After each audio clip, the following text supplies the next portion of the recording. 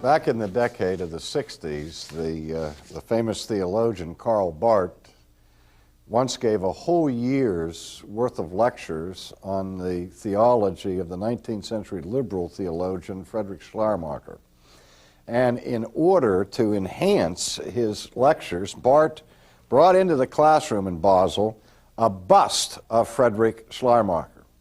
And throughout the course of the years, he was lecturing on Schleiermacher and being critical in his analysis of Schleiermacher.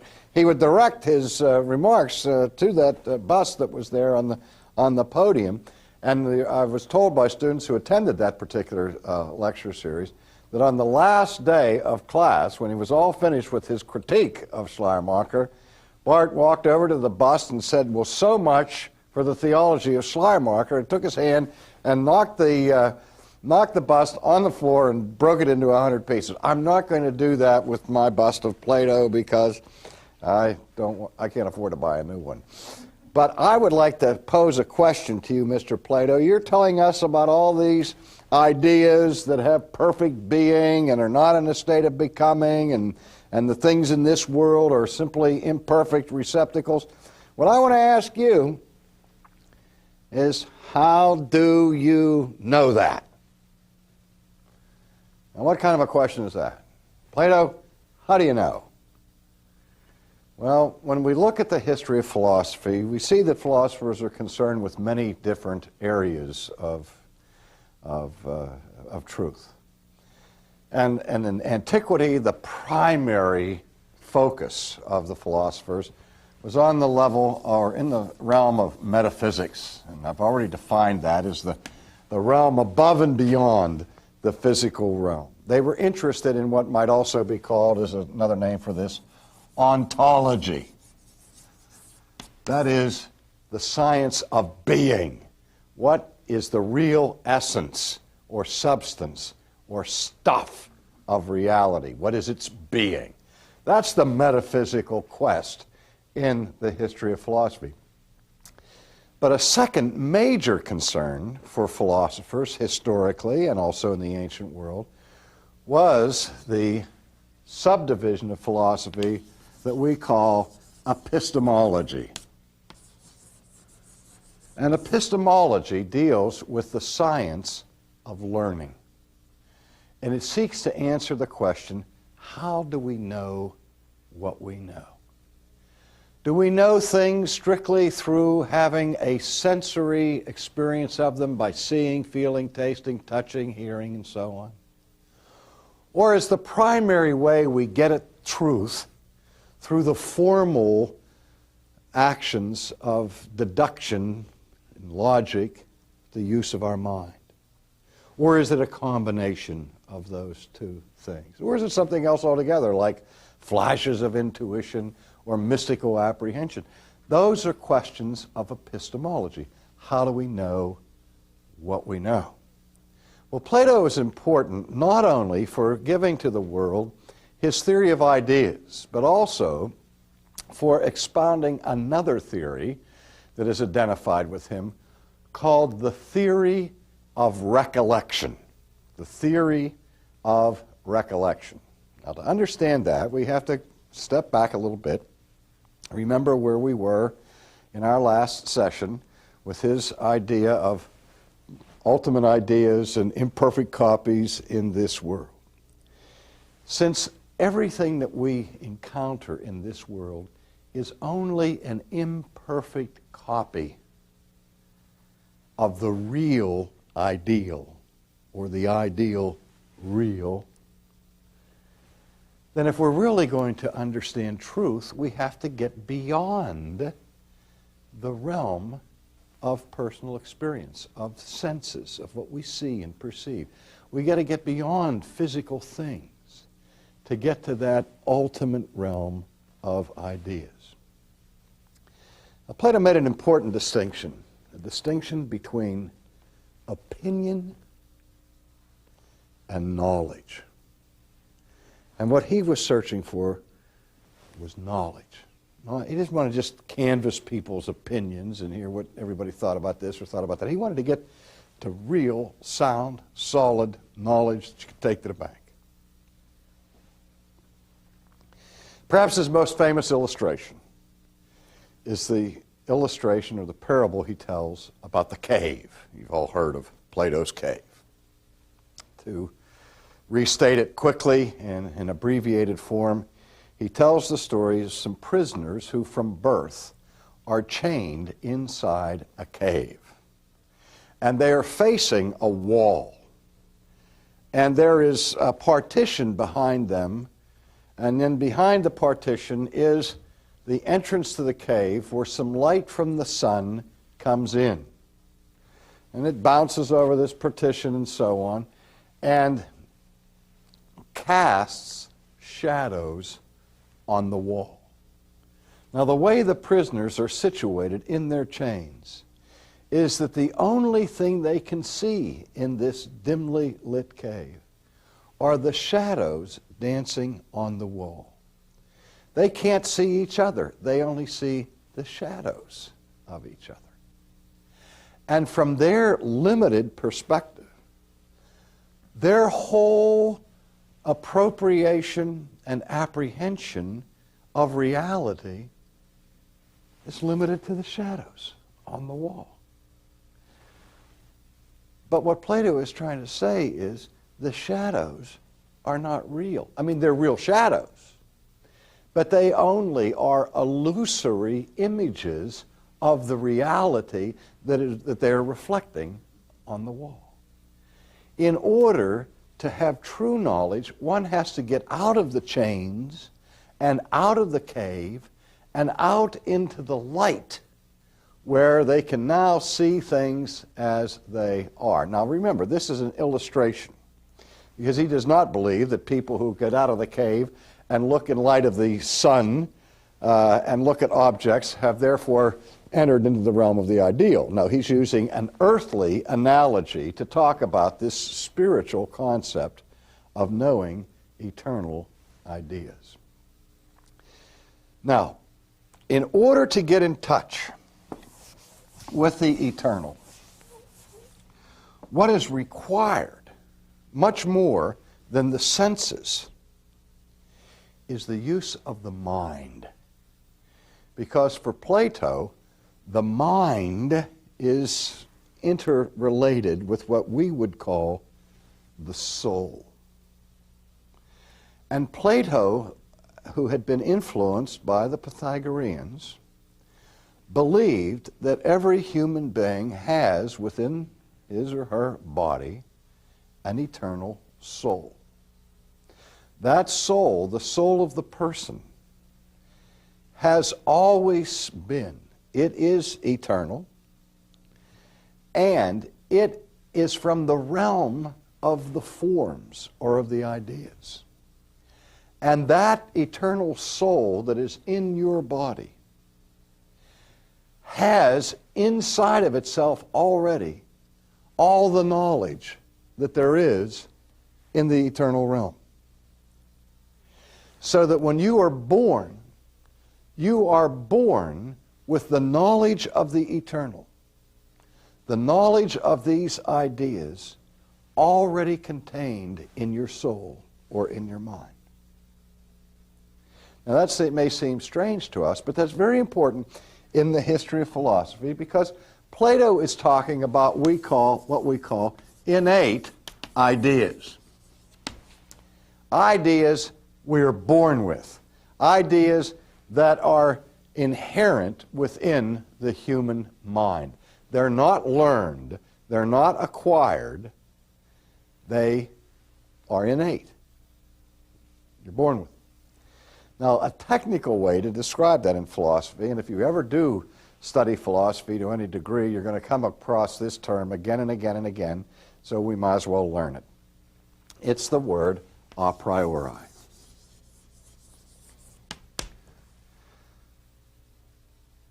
Knowledge that we are born with, knowledge that is already contained in the mind, is called a priori knowledge, which means literally knowledge that is prior to experience.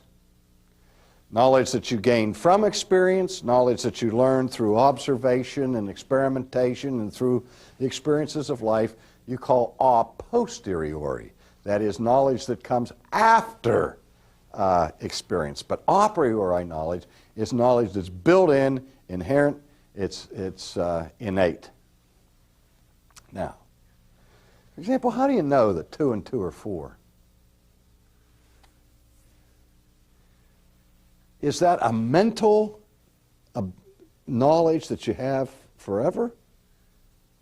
Or is that something gained from experience? That's an ongoing debate among philosophers and students of epistemology. Does Christianity believe that you have built-in knowledge of anything? Yes. The Apostle Paul tells us that we are born with a sense of God, that we have built into our minds a conscience. God has written His law on our hearts, and before we ever study anything, we already have a sense of what is right and what is wrong, built in to our souls, as it were. So the idea of a priori knowledge is not found simply in Plato. In fact, the whole history of what we call rationalism, on one side of the philosophical scale, has some form of a priori knowledge or other, which we will see as we go along. But I'm just introducing these concepts to you at this point in our historical survey. Now, Plato's view, as I said, was heavily influenced by Pythagoras. And Pythagoras and the Pythagoreans taught a doctrine that was called the doctrine of the transmigration of the soul. Transmigration. Now that's a fancy word. Transmigration. Now there's nothing in that word that you haven't heard many, many, many times. You've heard the prefix trans, trans-oceanic, trans-American, trans-world airlines, TWA. Trans means across. Okay? If you transport it, you take it across from one gate to another, and so on. And you've all heard the word migration. There's emigration, immigration, migratory birds. Birds that migrate are birds that move from one location to another. So transmigration just simply means moving or migrating across from one something to another something. Well, the concept of transmigration of the soul that was developed by the Pythagoreans, you've heard of, only you hear it by a different term. The term you usually associate with this idea is the idea of reincarnation. Very important to Eastern philosophy and Eastern religion. That says that the souls of people go through many different incarnations. That is, to be incarnate means to be in a body, in the flesh. And so when you were born with a soul and a body. Now, Christianity believes that only happens once, and then the judgment. You're born, you live, you die, you're judged, and so on. But Eastern religions that hold to reincarnation say you may be born and in this life, and you may have Bridie Murphy experiences under hypnosis and recall that you were the Prince of Wales back in the 16th century or something, that you've lived 27 times in the past, either as a human being or as some animal. Some people have views that they want to make sure that they protect the lives of animals because they believe that some people, when they die, are reincarnated as animals, depending on how you lived in this world. The idea being that if you live a virtuous life in this world, in your next incarnation, you'll have a better deal. You'll get a higher state. Or if you've led a bad life in this world, in your next incarnation, you'll have a lower state of existence, and so on. But the basic principle is that the soul keeps moving from one body to the next, or from one place to the next. Now, Plato believed in a form of reincarnation. which he borrowed from the Pythagoreans. And so he would say that the soul, however, does not start when you were born. The soul is eternal. And when the soul is born into this particular incarnation, it brings all this knowledge of the eternal realm. However, once the body captures the soul, the impact of the body on the soul is to dull and obscure and hold down the clarity of vision that would be found in a pure soul or pure mind. That's why Plato would speak of the body being the prison house of the soul. Now again, think about how we learn. We learn with our eyes, our ears, our hands, and so on, as well as with the thoughts of our mind. Now, in our day, we put most of the emphasis in the scientific realm in our ability to learn with the senses, empirically, as it were. If you can't see it, taste it, touch it, or smell it, it doesn't exist or it's suspect. Plato was just the opposite. Plato believed that the highest way to know anything is through the mind, not through the senses, because the senses are always distorting reality. And even if the senses have a perfect grasp of the reality that they are seeing out there, remember that reality that they're seeing, the physical world, is at best an imperfect copy of the idea. So that you can't get any further than the shadows on the wall in the cave through what we would call the scientific investigation. In order to get real truth, you got to get in touch with the rational, because the rational perceives the real. Now, if these perfect ideas that are stored up in your soul and in your mind are being suppressed or hindered or obscured by the impact of the weakness of your flesh and the weakness of your body, how do you get at it? Well, again, you get at it through recall, through recollection, through remembering. And how do you get to that remembrance? Back to the Socratic method.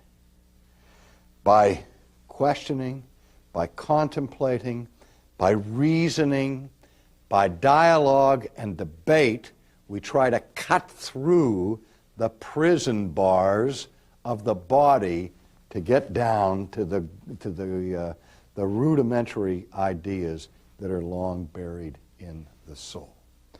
And that's the process of education. The process of education is not to give you information you don't already have, but it is to get out of you the information that's already there. See the difference? Now, in order to prove his theory of recollection, he wrote several dialogues, one of which was the Meno dialogue, M-E-N-O. Fascinating dialogue. I remember when I used to teach ancient philosophy in college that I took a student who had no background in math and no background in philosophy and got him in front of the class, and I played the role of Plato in the dialogue, and this poor student unwittingly was performing the role of the character for whom the dialogue is named, Meno. Meno is a slave boy who has no education. And in the dialogue, Socrates is cross-examining Meno and just asks him certain questions that are not designed to inform the slave boy of any information, just asking him basic questions. And what he gets out of the slave boy, after asking the right questions, he gets the slave boy to articulate the Pythagorean theorem. A squared plus B squared equals C squared. He draws some diagrams in the sand and all of that, and has the boy do this, and the boy figures it out and comes up with this classic theorem of math. And Plato says that by this exercise of questioning, probing, dialoguing, proves that the knowledge was already there innately in the mind. All right. Now, for Plato, one of his concerns with this knowledge pursuit was to do what he called the job of saving the phenomena. Saving the phenomena. He saw the saving of the phenomena the chief task of science. Well, what does he mean by saving the phenomena? Well, what are the phenomena? The phenomena are the data bits that we experience, the shadows in the cave, the things that we see in this world, trees and plains and birds and bees and water and streams and so on. And the scientist is, just like the ancient philosopher, is looking at all of this and saying, how can we make sense out of it? Phenomena happens to refer to that which is the realm of appearances. We see things as they appear. Well, what laws or theories will make sense of all of that stuff that appears to us in our lifetime? So Plato is saying we need an adequate system of thought that will save the phenomena. That is, make sense out of it, redeem it from chaos. And his philosophical system is not just abstract philosophy, but it's really trying to give the metaphysical or philosophical foundation for science. The ultimate theory that will make sense out of everything. That's what he sees as the task of philosophy and the task of science, and that's where they marry. And of course, the history of science follows very closely the history of philosophy. And you're all aware of what happens with the radical changes and upheavals that take place in the world of science. We talk about paradigm shifts, where a paradigm is a model. And it's a model that we hope is a model of reality, like Copernicus had, like Ptolemy had, like Newton had, like Einstein had. And the purpose of this paradigm or this model is to explain everything that we observe. But the problem is, in every system, scientific system that's ever been devised, there have always been what we call anomalies. And what are anomalies? Anomalies are those little quirks of our experience that aren't explained by the system. They don't really fit. And you get enough of these, and these things become bothersome and irksome enough, what happens? Somebody comes along, changes the paradigm, gives us a new model that will then explain these strange things that didn't fit in the old model. And that's the way science moves and progresses forward. That whole business, that whole task is doing what Plato said, saving the phenomena. If you have phenomena that don't fit into the current system, if you want to save that phenomenon, you've got to expand your paradigm and change it. Finally, Plato taught the ultimate idea was the idea of the good. The idea of the good. And he defined it this way, that the perfect ideal of good is the universal author of all things beautiful and all things that are right, and is the source of all reason and truth.